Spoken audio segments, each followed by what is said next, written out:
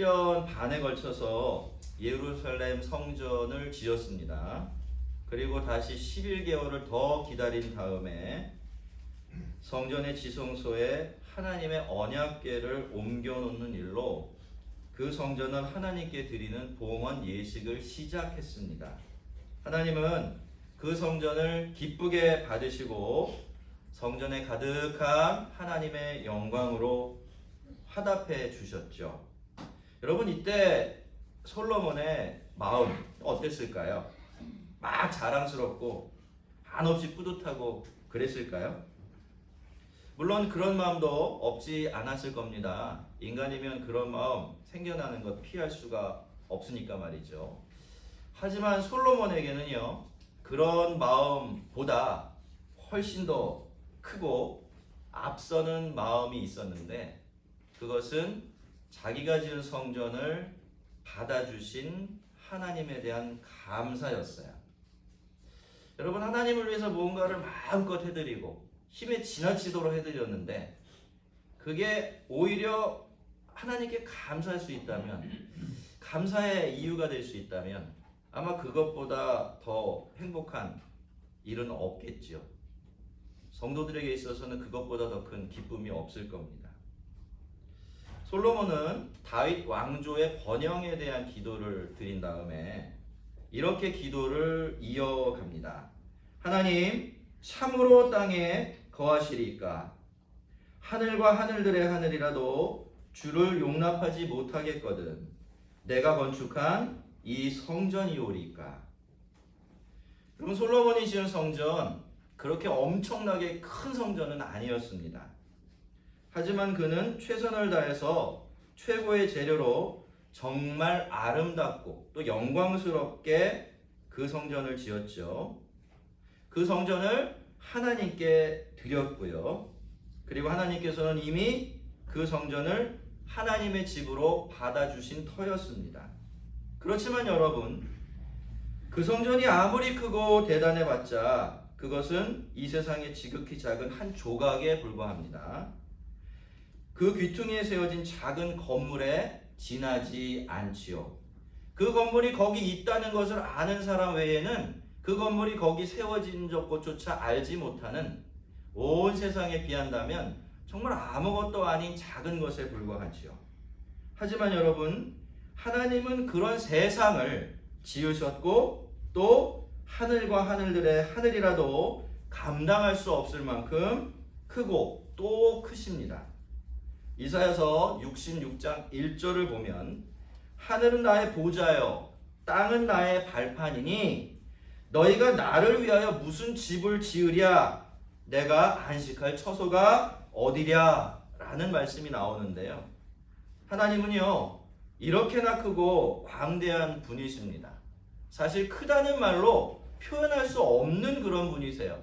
여러분, 크다는 말은 어디만 적용됩니까? 크기가 있는 것만, 크기가 정해져 있는 것만 크다고 부를 수가 있어요.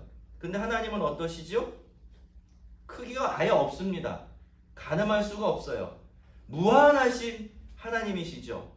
그래서 하나님은 사실 인간의 언어가 부족해서 그렇지 크다는 말로 표현할 수가 없는 그런 분이세요.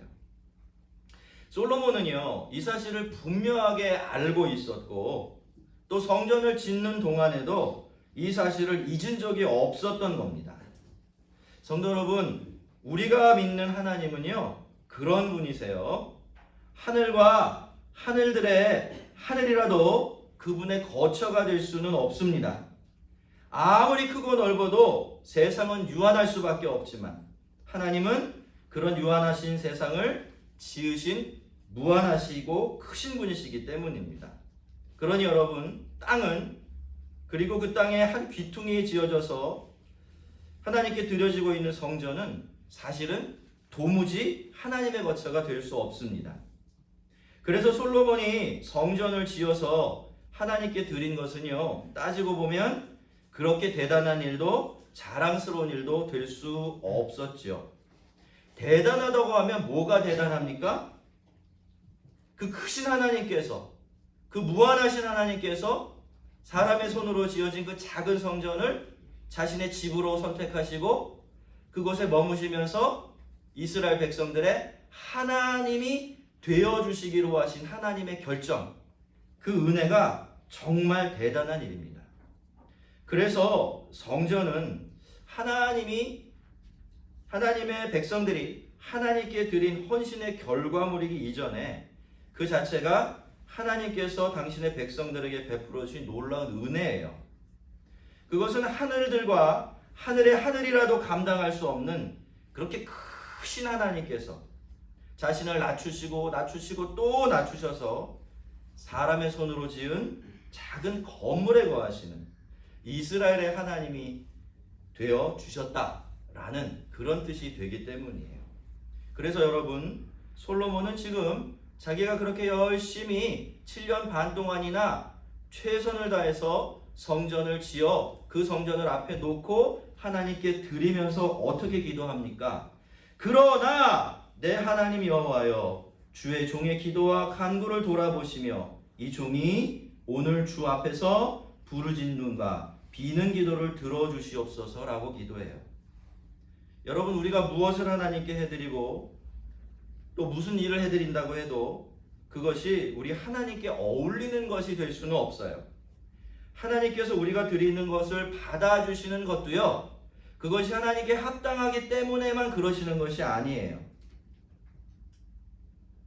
우리가 하나님께 아무리 귀하고 대단한 것을 드린다고 해도 그것이 하나님의 영광에 부합하는 것이 될 수는 없다는 것입니다. 그렇기 때문에 여러분, 우리가 무엇을 드리고 무엇을 해서요, 우리 하나님께 기도하고 무엇을 요구할 자격을 얻게 되는 것은 아니라는 것입니다. 그런 일은 애초에 불가능하지요. 여러분, 이것이 바로 실은 하나님 앞에서 살아가는 저와 여러분의 형편이지요. 그렇지만 여러분, 그럼에도 불구하고 우리에게는 하나님의 은혜와 긍휼이 꼭 필요합니다. 하나님께서 우리의 기도를 들으시고 그 기도에 응답해 주시지 않으시면 도무지 안 되는 일들이 있는 겁니다. 땅은 하늘이 없으면 안 되는 것이죠. 그래서 솔로몬은 최선을 다해서 성전을 지어 하나님께 드리면서도 그러니까 라고 말하거나 그러므로 라고 말하는 대신에 어떻게? 그러나 라는 말로 자신의 이 부족한 기도와 간구에도 관심을 좀 가져주시고 부르짖는 기도에 귀를 기울여 달라고 겸손하게 은혜를 구하는 거죠. 그러면서 또 하나님께서 이미 그렇게 말씀하셨으니까 그것을 근거로 해서 제가 비는데 이 성전을 향해서 나중에 누군가 하나님의 백성이 기도할 때는 그 기도를 들으시고 응답해 주십사 기도를 했던 것입니다. 그래서 솔로몬에게 성전을 허락하신 게 사실은 하나님의 너무 놀라운 은혜였듯이요, 우리가 하나님께 기도를 드리고 하나님께서 우리의 기도에 응답해 주신다는 사실 자체가 엄청난 은혜예요. 그래서 여러분, 교회가 중요해지는 겁니다. 교회는 그 자체로 하나님의 특별한 은혜를 담는 그릇이에요. 하나님께서 옛 성전보다 더 나은 교회라는 새 성전에 하나님의 이름을 두셨기 때문입니다. 예수님께서는 마태복음 18장 19절에서 이렇게 말씀하셨어요. 진실로 잊으면 안 된다는 겁니다. 내가 보장한다는 그런 뜻이 너무나 중요한 말씀을 하실 때마다 주님은 진실로 라는 말씀을 붙이세요. 지금부터 이어질 말씀이 그런 약속이고 그런 말씀이라는 뜻이죠. 진실로 내가 너희에게 이르노니 너희 중 두 사람이 합심하여 무엇이든지 구하면 하늘에 계신 내 아버지께서 그들을 위하여 이루게 하시리라 라고요. 그리고 20절에서는요 또 이렇게 말씀하셨어요. 두세 사람이 내 이름으로 모인 곳에는 나도 그들 중에 있느니라. 할렐루야. 여러분, 주의 이름으로 모인 교회에는요 주님의 영원한 약속이 있습니다. 주님은 그 교회와 함께 하시고요 그 교회의 기도를 들어주세요. 그러니까 어떻습니까? 교회는 기도해야만 합니다. 함께 모여서 기도하는 그런 모임이 되어야 돼요. 혼자서 하는 기도도 중요합니다. 반드시 하셔야 합니다. 그러나 그것이 아무리 중요하다고 한들 함께 모여서 드리는 기도를 대신할 수는 없어요. 왜? 하나님께서는 이 기도의 놀랍고 위대한 약속을 교회를 향해서 주셨기 때문에 그렇습니다. 여러분, 하나님은 두 사람이 합심하여 기도하면 거기 함께 하시고요. 땅에서 기도하면 하늘에서 들어주십니다. 자, 30절부터 솔로몬의 기도는 조금 더 구체적인 기도로 들어가고 있는데요. 이날 솔로몬이 백성들을 축복하며 드린 기도는요, 모두 7개예요. 그런데 이 기도들에는 아주 중요한 공통점이 2가지 정도 있어요. 첫째, 솔로몬의 기도는요, 전부 다 주의 백성이 성전을 향하여 기도하면 하나님께서는 하늘에서 들으시고 응답해달라라는 모양으로 되어 있어요. 성도 여러분, 기도가 왜 그렇게 중요합니까? 기도는 도대체 왜 그렇게 힘이 있고 능력이 있는 것이죠? 그건 이런 이유 때문이에요. 여러분, 하늘과 땅은 천지차입니다. 하늘은 땅보다 높죠? 한없이 높아요. 그래서 땅이요, 스스로 자기 모르는 하늘에 다가갈 수가 없습니다. 하늘은 하나님이 계신 곳이고 땅은 인간들이 사는 곳이기 때문이지요. 그런데 여러분, 그렇기 때문에 큰 문제가 하나 발생합니다. 여러분, 전에 제가 말씀을 드렸지만 다 아시겠지만 땅은 반드시 하늘이 열려 있어야 돼요. 그리고 그렇게 열린 하늘이 은혜를 베풀어 주어야 합니다. 그래야 비로소 땅은 열매가 맺을 수 있고 땅은 그렇게 해서 살아나고 또 살아가게 되는 것이기 때문이에요. 그리고 땅은 하나님의 다스림을 받게 되어질 때, 하늘의 통치를 받게 되어질 때 비로소 땅다워집니다. 그렇게 땅이 하늘을 따라갈 때만 한 땅은 그 영광스럽고 완전한 하늘나라와 조금씩 닮아갈 수 있는 것이에요. 그런데 땅은 저 혼자서 하늘에게 다가갈 수가 없어요. 하늘을 열 재간이 없는 겁니다. 자, 그래서 하나님께서 우리에게 뭘 주셨나요? 기도를 주신 겁니다. 여러분, 기도는요, 그렇게 우리가 땅이 다가갈 수 없고 땅이 열 수 없는 하늘을 열어줍니다. 하늘이 땅을 향해 내려오게 만들어요. 하늘의 복이 땅에 내려서 땅의 복을 비로소 복되게 하는 것입니다. 여러분, 우리가 경험하지요? 딱 받았을 때는 이거 너무 복된 거예요. 너무 좋은 거예요. 근데 그게 항상 언제나 동일하게 복이 되든가요? 어쩔 때는 너무 좋은 복이 되는데, 어쩔 때는 내가 철석같이 제일 좋은 복이라고 믿었던 그것 때문에 오히려 내 삶이 상처를 입고 망가지게 되죠. 어디에 차이가 있는 것일까요? 저는 그렇게 믿습니다. 앞쪽의 경우에는 땅에서 받은 은혜를, 복을 하나님께서 하늘의 복으로 붙들어 주셔서 참복이 된 것입니다. 그런데 두 번째 경우에는 한 땅의 복에 하늘의 복이 임하지 않은 거예요. 그러니까 이렇게 될 수도 있고 저렇게 될 수도 있다가 어떻게 된 겁니까? 복이 돼야 되는데 복이 되지 못하는 일이 벌어진 것입니다. 여러분, 그래서 기도가 중요해요. 우리는 꼭 기도하며 살아야 하는 것이고요. 땅은요, 하늘이 있어야만 해요. 땅은 스스로 자기 문제를 해결할 수 없기 때문입니다. 그런데 땅에서 드린 우리의 기도는 어디서 응답이 되죠? 하늘에서. 땅보다 무한히 높고 땅을 땅되게 하고 땅의 복을 진짜 복이 되게 하는 그 하늘에서, 땅에서 드린 우리의 기도가 응답이 되죠. 그렇기 때문에 기도는 땅을 위한 해답이 되고 능력이 되는 것입니다. 우리는 솔로몬이 드린 이 기도를 통해서 그러한 기도의 이치를 배우고 또 능력을 다시 한번 깨닫게 됩니다. 여러분, 기도는 그런 것이에요. 그렇기 때문에 우리가 기도하는 것입니다. 기도는 하늘이 있고야 땅이 있음을 아는 겸손한 사람들의 최고로 지혜롭고 복된 하늘의 언어이기 때문에, 그래서 우리는 하나님께 땅에서 기도하게 되는 것입니다.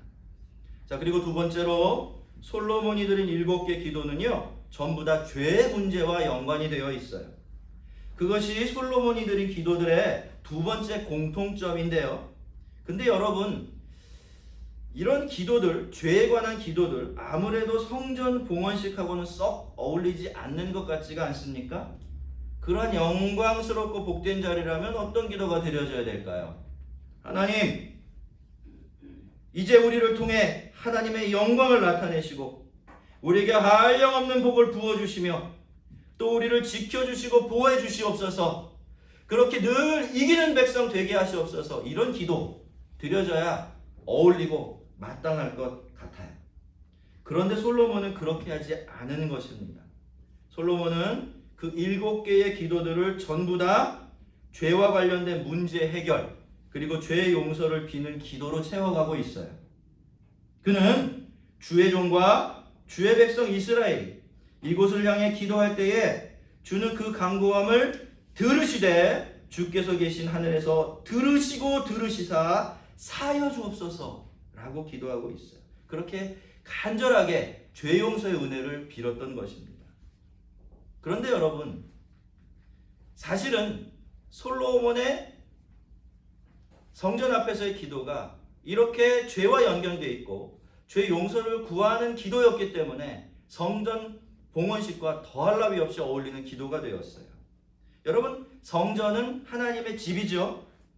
하나님의 백성들이 하나님께 나아가고 하나님은 그들에게 은혜를 베풀어 주시고 복을 주시며 다스려 주시는 곳, 그것이 바로 하나님의 성전입니다. 그래서 성전의 가장 깊은 곳에 무엇이 있지요?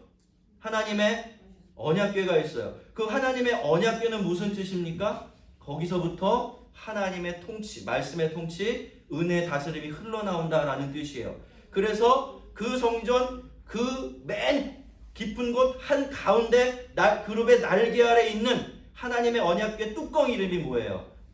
시, 베풀시, 은혜의 은, 자리좌. 무슨 뜻입니까? 하나님이 은혜를 베푸시는 자리라는 별명을 가지고 있는 거죠. 근데 여러분, 하나님께서 거기서 당신의 백성들에게 은혜를 베풀어 주시고 마음껏 복을 주실 때마다 자꾸 걸림돌 역할을 하는 것이 있어요. 그 일을 아주 심각하게 방해하는 것이 하나가 있습니다. 그게 뭡니까? 그게 바로 죄라는 거예요. 그래서 성전에서 하나님께 구해야 될 가장 중요한 은혜가 뭘까요? 그것은 바로 죄 용서를 받는 은혜입니다. 성전에서 부어지는 모든 종류의 다양한 은혜들 중에서 최고의 은혜가 되어지고 근본이 되어지는 은혜는 바로 죄를 용서해 주시는 은혜이기 때문이에요. 여러분, 수도관이 막혀요. 그러면 수도꼭지를 틀으면 물이 나오나요? 안 나오나요? 그러니까 어떻게 해야 돼요? 수도관을 뚫어야 돼요. 다른 방법 없습니다. 죄라는 건 수도관을 막고 있는 이물질이에요. 그걸 빼내거나 수도관을 바꾸기 전에는 도무지 아무리 꼭지를 돌리고 돌려서 부셔뜨려도 물은 안 나오는 겁니다. 여러분, 성전이 제사 드리는 자리 곳으로 지음받았다라는 사실은 이건 우연이 아닙니다. 그게 성전의 주된 기능이 되어 있다라는 사실은 성전에서 흘러나오는 최고의 복, 우리가 성전으로부터 얻어야 될 최고의 은혜가 무슨 은혜다? 하나님께서 우리의 죄를 용서해 주시는 은혜다라는 것이죠. 여러분, 솔로몬이 46절에서 말하는 것처럼요, 범죄하지 않는 사람은 없습니다. 의인은 없고 하나도 없어요. 바로 이것이 인간의 공경입니다. 그 죄 때문에 사람은 하나님의 백성이 되지 못하고 하나님의 백성이 되어서도 하나님의 충만한 은혜 가운데 살지 못하고 은혜로부터 멀어지니까 말이죠. 그래서 여러분, 사람은 반드시 이 문제를 해결해야 되는데 이 문제에 관한 한, 죄의 문제에 관한 한 인간에게 답은 없습니다. 인간은 죄는 지을 줄은 알아요. 그런데 그 죄의 짐을 벗어버릴 수가 없고요. 스스로 죄를 이길 수가 없습니다. 그 죄를 없이 할 권한과 능력도 인간에게는 없어요. 여러분, 죄에 대한 답은 그래서 누가 지고 있습니까? 하나님이 지고 있어요. 하나님께서 우리 죄를 사해 주셔야만 비로소 우리는 죄의 짐을 벗어버릴 수가 있고 하나님께서 백성들에게 부어주시는 다른 복과 은혜들도 받을 수가 있기 때문입니다. 여러분, 솔로몬이 이 사실을 알고 있었던 거예요. 하나님께서 성전에서 죄를 사해 주신 은혜를 주지 않으시면 자신과 이스라엘 백성들은 꼼짝없이 하늘이 닫혀버린 끔찍한 삶을 살아가야 한다는 것, 솔로몬이 잘 알고 있었던 것이죠. 그래서 솔로몬은 지금 성전 앞에서 그 성전을 하나님께 드리면서 죄의 용서가 흘러나와야만 하는 그 성전을 앞에다 놓고 뭐라고 기도합니까? 다른 기도 다 드리지 않고 모든 기도를 다 하나님, 우리가 땅에서 이러저러한 어려움을 당할 때 우리가 죄를 깨닫고 성전을 향해 기도하면 어디 계신 하나님? 하늘에 계신 하나님께서 그 기도를 들으시고 우리를 용서하여 주시며 죄를 치워주셔서 다시 우리를 하나님의 복받은 백성으로 삼아주시옵소서 라고 기도하고 있었던 겁니다. 왜요? 그 기도밖에는 다른 기도 드릴 것이 없었기 때문이죠. 여러분, 물론 우리는요, 솔로몬하고는 다른 시대에 다른 세상을 살아가고 있습니다. 솔로몬과 그 시대 이스라엘하고는요, 비교할 수 없이 은혜로운 시대를 살아가고 있어요. 우리는 이미 예수 그리스도께서 스스로 성전이 되시고 마지막 제물이 되셔서 우리 모두의 죄값을 온전히 단 한 번에 모두 치러주신 그런 시대를 살아가고 있으니까 말이죠. 그래서 예수 안에 있는 사람들에게는 뭐가 없어요? 정죄함이 없습니다. 구속받은 하나님의 백성들이 이미 되었기 때문에 정죄함이 없어요. 이게 죄를 지어도 죄가 안 된다 그런 뜻이 아니에요. 그 지은 죄 때문에 그 사람이 하나님의 백성이 맞다면 그 지은 죄가 용서되지 않는 법은 없고 그 죄 때문에 받은 구원이 취소되는 것은 없다라는 뜻이에요. 그와 같은 복을 누리고 있는 거죠. 근데 여러분, 그렇게 삶의 상황은 바뀌었어요. 영적인 형편은 바뀌었죠. 그렇지만 죄에 관련돼서 그럼에도 불구하고 전혀 변하지 않는 두 가지 사실이 있어요. 그게 뭐냐? 첫 번째, 그럼에도 불구하고 모든 인간은 성도들을 포함해서 여전히 죄를 지을 수밖에 없고 죄를 지으며 살아간다라는 것입니다. 그리고 두 번째로, 그러한 죄가 하는 일도 전혀 변하지 않았어요. 우리가 짓는 죄는 하나님과 우리 사이를 떼어놓습니다. 물과 기름처럼 갈라놔 버려요. 그렇게 해서 죄는 우리가 예수를 믿어도 하늘이 닫혀버린 것 같은 인생을 살게 만들어버리는 겁니다. 여러분, 죄를 지었어요. 여러분이 죄를 지었다는 걸 알아요. 그런 마음을 가지고 여러분이 하나님 앞에 나올 때 마음이 편하십니까? 아무것도 없는 하나님께로 나아가는 시온의 대로가 눈앞에 딱 열려있는 것 같은가요? 그렇지 않아요. 이상하지요? 왜? 죄를 짓고 나면 그런 일이 발생할까요? 아시겠습니까? 너무 단순한 것이고 너무 당연한 거지만 죄는요, 언제나 그래요. 모든 죄는 하나의 역할을 합니다. 그게 뭐예요? 하나님과 우리 사이를 가로막는다는 겁니다. 그 관계가 깨지게 만드는 것이 죄의 역할이에요. 그래서 그 죄의 문제가 해결되기 전까지 우리는 마음껏 편안한 마음으로 주님 앞에 나아갈 수가 없게 되는 것입니다. 그래서 여러분, 우리가 이미 용서받은 하나님의 백성이 되었지만요, 살면서 짓는 죄는 반드시 용서를 받아야 합니다. 그래서 우리에게는 솔로몬의 기도가 필요하고 우리는 그 기도를 되찾아야만 하는 거예요. 뭐 여러분도 동일한 경험을 하셨겠지만요, 제가 어린 시절을 이렇게 돌아보면 그때는 교회에 죄에 대한 설교가 참 많았습니다. 성도들도 그런 설교를 들으면 자신의 죄인됨과 자신의 지은 죄를 가지고 나와서 하나님의 용서하심과 긍휼하심의 은혜를 구했고요, 그렇게 하는 일을 전혀 불편해하지 않았어요. 그래서 교회 안에는 언제나 한숨과 울음이 있었는데, 그래서 그 옛날의 교회는 그렇게 은혜로웠던 것 같아요. 근데 여러분, 언제부터인가 교회 안에서 이러한 죄에 대한 설교가 점점 들리지 않게 되었어요. 그 자리를 가벼운 은혜에 대한 말씀들이 채우기 시작을 했고, 치유에 대한 말들, 심지어 재미있는 이야기가 대신하게 되었어요. 그래서 여러분, 요즘에는요, 교회 안에서 어떤 생각들이 당연해진 줄 아십니까? 재미없는 설교는 좋은 설교가 아니다라고 생각하는 것 같아요. 정말 그렇더라고요. 안 들어요, 해보면. 재미없어서 안 듣는 것 같아요. 그래서 재미있게 하면 들어요. 메시지는 똑같은데. 뭐가 문제입니까? 착각하고 있는 거예요. 웃음이 은혜인 줄 아는 겁니다. 여러분이 껄껄껄 웃는다고 해서, 설교를 듣고 웃는다고 해서 여러분이 은혜 받은 게 아니에요. 여러분, 인간은 다 똑같아요. 심리적으로 웃긴 얘기 들으면 웃죠? 예수 믿는 사람만 그런가요?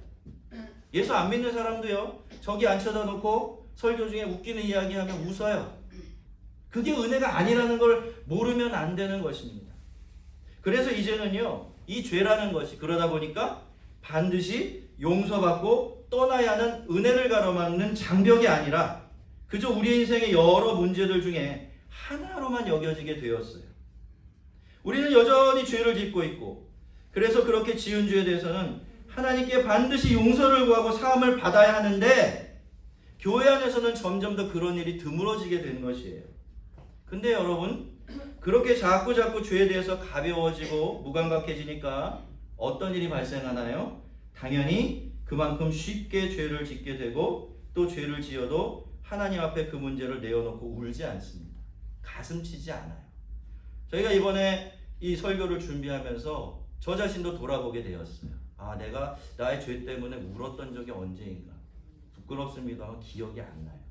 제가 여러분에게 이런 말씀을 드리는 건 제가 그렇지 않기 때문에 드리는 말씀이 아니에요. 우리는 어쩌면 우리도 모르는 사이에 참된 은혜 근원을 잊고 사는지도 몰라요. 은혜의 근원이 되는 은혜가 무엇입니까? 죄 용서를 받는 은혜예요. 그래서 바울이 뭐라고 그랬어요? 죄 사함을 받는 자의 행복이라는 말을 했어요. 죄 사함의 은혜를 아는 자는 행복하다는 겁니다. 왜요? 그 이후에 주어질 것들이 너무나 많기 때문이죠. 사실 여러분, 죄에 대한 이야기를 하고 또 듣는 것, 서로에게 편하고 유쾌한 일은 아니죠. 그것은 어쩔 수 없이 우리의 잘못과 부끄러운 부분들을 끄집어내는 일이 될 수밖에 없기 때문입니다. 하지만 여러분, 우리가 죄를 말하고 죄에 대해서 듣고 나의 죄를 인정하고 용서를 구하는 것은요, 그 일 자체가 중요하기 때문에 그렇게 하는 게 아닙니다. 그 다음에 이루어질 일들이 그만큼 절실하고 너무나 복되기 때문에 우리는 반드시 우리가 죄인됨을 인정하고 하나님께 용서의 은혜를 구하며 용서 받으면서 사는 행복한 사람들이 되어야 되는 거예요. 여러분, 어떻습니까? 죄를 용서받아야 하나님과 우리들 사이의 관계가 회복돼요. 그렇죠? 그리고 그 관계가 회복되어야 비로소 하나님의 은혜가 막힘없이 우리의 삶으로 쏟아 들어오게 됩니다. 우리는 그것 때문에 죄를 고백하고 또 죄를 사해 주시는 하나님의 은혜를 간구하며 살아가야 하는 거예요. 그리고 또 한 가지, 여러분, 이것도 굉장히 중요한 것 같은데요. 내가 죄를 지었다는 자각이 없으면요, 우리가 하나님의 은혜를 당연하게 여기게 됩니다. 내가 하나님께 그런 은혜를 받고 또 복을 받는 자격이 있다라고 느끼게 돼요. 왜요? 나는 아무 문제가 없다라고 생각하기 때문입니다. 그래서 성경은요, 뭐라고 이야기합니까? 죄가 많은 곳에 은혜도 많다, 그렇게 얘기해요. 이게요, 죄 많이 지은 사람이 은혜도 많이 받는다, 그런 뜻이 아닙니다. 전혀 그런 뜻이 아니에요. 죄를 지었는데 죄가 죄라는 사실을 아는 사람에게 은혜가 주어져야 그 사람이 그 은혜가 참으로 은혜되는 줄 안다, 그런 뜻이에요. 이건요, 우리가 똑같은 밥 한 고기를 먹어도 배고플 때 먹는 밥 한 공기하고 배가 꽉 차 있을 때 먹는 밥 한 공기가 완전히 달라지는 것과 마찬가지예요. 여러분, 배부를 때 여러분에게 누군가가 밥을 사주면 어떻습니까? 그게 고마워요? 그게 너무나 기쁩니까? 그거는 고문이에요. 고통이 됩니다. 근데 그 똑같은 밥 한 공기가 내가 몇 날 며칠을 굶어서 아무 힘이 없고 허기져서 더 이상 견딜 수 없을 때 나에게 주어지면 어떤 일이 일어납니까? 눈물을 흘려요. 감격합니다. 그거 나에게 준 사람에게 너무너무 감사하게 되고, 그 밥 한 술 딱 떠서 입에 넣고 다 삼키기 전에 눈에서 뜨거운 눈물이 뚝뚝 흘러나오게 돼요. 물론 저는 경험하지 않아서 모르겠습니다만 텔레비전에서 많이 보았죠. 여러분, 하나님의 은혜라는 게 이래요. 우리가 죄인됨을 모르고 죄인됨을 인식하지 않은 상태에서 받은 은혜는요, 은혜가 충분히 은혜되지를 못합니다. 그렇기 때문에 우리는 솔로몬의 기도를 되찾아야 돼요. 평상시에도 그렇지만 특히 교회라는 이름으로 성전으로 모일 때마다 예수의 이름으로 허락된 사죄의 은혜를 기억해내고 내가 지은 죄를 하나님께 고백하면서 용서를 구해야만 하는 겁니다. 진심으로 말이죠. 여러분이 예배를 드리러 교회에 오셔서 그 기도를 꼭 빼먹지 마세요. 저도 앞으로 그렇게 해야 될 것 같다는 생각을 했습니다. 앉으시면 나 뭐하지 고민하지 마시고 기도를 드리시기 바랍니다. 지난번에 한 가지 기도의 제목을 말씀드렸죠. 그게 뭡니까? 하나님, 우리에게 그리고 나에게 이렇게 고정된 예배 처소를 주심은 하나님께 그 밖에 모든 것들을 다 챙겨주셨기 때문입니다. 감사를 드리세요. 그리고 또 하나 뭐지요? 우리가 살다 보면 어떻습니까? 품지 말아야 될 마음도 많이 품고 하지 말아야 할 짓들도 많이 해요. 솔직히 그렇습니다. 안 그런 사람이 없지요? 그러니 주님을 예배하기 직전에 여러분이 뭘 해야 될까요? 그런 죄를 기억해내셔야 돼요. 가만히 생각해 보세요. 내가 일주일 동안 그렇게 한 일들이 뭐가 있는지 한번 기억해내시고 그것을 구체적으로 하나님께 아뢰세요. 그리고 용서를 구하십시오. 하나님은 진실된 죄 용서를 구하는 기도에 반드시 응답해 주실 것입니다. 우리와 하나님 사이에 놓여진 이 은혜 장벽들 그날 그 시간에 부숴 주실 거예요. 요한일서 1장 9절과 10절은요. 이렇게 이야기하고 있습니다. 만일 우리가 우리 죄를 자백하면 그는 미쁘시고 의로우사 우리 죄를 사하시며 모든 불의에서 우리를 깨끗하게 하실 것이요. 그러나 반대 말씀도 있어요. 그러나 만일 우리가 범죄하지 아니었다 하면 하나님을 거짓말하는 이로 만드는 것이니 또한 그의 말씀이 우리 속에 있지 아니하리라. 여러분, 죄를 고백하지 않고 용서를 구하지 않는 것은요 절대로 제자리에 머물러 있는 것이 아니에요. 그러면 사주의 은총을 놓치게 되고요 또 하나님의 은혜는 우리에게서 점점 더 멀어지게 됩니다. 성도 여러분, 우리 하나님은 하늘과 하늘의 하늘들이라도 그분이 계시는 거처가 되실 수 없을 정도로 그렇게 크고 광대하신 분이십니다. 하지만 그 하나님은 사람의 손으로 지은 작은 성전을 그리고 불완전한 죄인들로 이루어진 이 교회를 하나님의 거처로 삼아 주셨어요. 그리고 황송하게도 하나님은 우리와 함께 하시면서 우리의 기도를 들어주십니다. 듣고 응답해 주세요. 우리의 기도를 들으시고 하늘을 열어 복을 부어주실 뿐만이 아니라 죄를 용서해 주시는 그 귀한 은혜도 함께 허락해 주시는 것입니다. 기도가 아니면 얻을 수 없고 기도가 아니면 누릴 수 없는 은혜와 복이 놀랍게도 죄인들의 간구와 부르짖음을 통해서 부어지게 되는 거예요. 성도 여러분, 교회는 성전입니다. 그래서 교회는 기도해야 돼요. 성전은 처음부터 무엇으로? 만민이 기도하는 하나님의 집으로 그렇게 세워졌기 때문이죠. 우리가 땅에서 기도하면 하나님께서는 하늘에서 듣고 응답해 주실 것입니다. 우리의 죄를 용서해 주실 것이고 하늘을 여시고 땅을 통치하여 주실 겁니다. 믿습니까? 우리 교회 가운데 함께 모여 기도하는 기도의 복과 은혜가 충만하기를 주의 이름으로 축원합니다. 우리 같이 한번 기도하겠습니다.